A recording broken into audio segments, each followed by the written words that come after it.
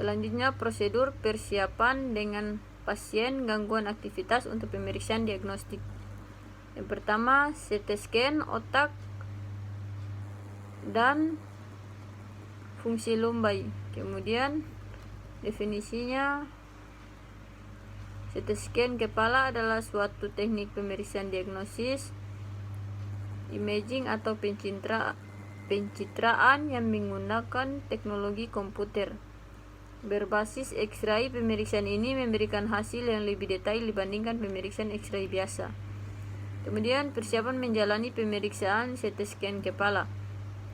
Yang pertama, pasien memerlukan persiapan khusus sebelum menjalani pemeriksaan CT scan. Salah satunya menggunakan pakaian yang nyaman dan tak terlalu ketat. Pasien juga mungkin mesti bersalin pakaian dengan gaun rumah sakit. Yang kedua, tak perlu memakai perhiasan termasuk anting-anting atau benda logam lain pada hari H pemeriksaan. Perempuan mesti melepas bra jika ada kandungan logam seperti kawat. Bila pemeriksaan CT scan menggunakan cairan kontras, pasien harus berpuasa selama beberapa jam sebelumnya. Kemudian yang ketiga, pasien juga wajib mengonfirmasi pada dokter semua jenis obat yang tentang konsumsi dan ada tidaknya alergi.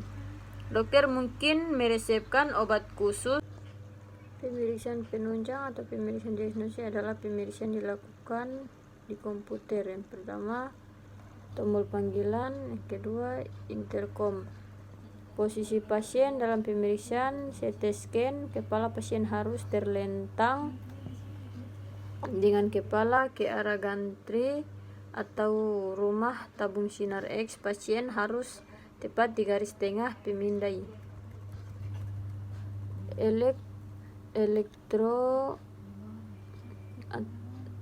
Elektroencephalogram atau EEG adalah salah satu tes yang dilakukan untuk mengukur aktivitas kelistrikan dari otak untuk mendeteksi adanya kelainan dari otak.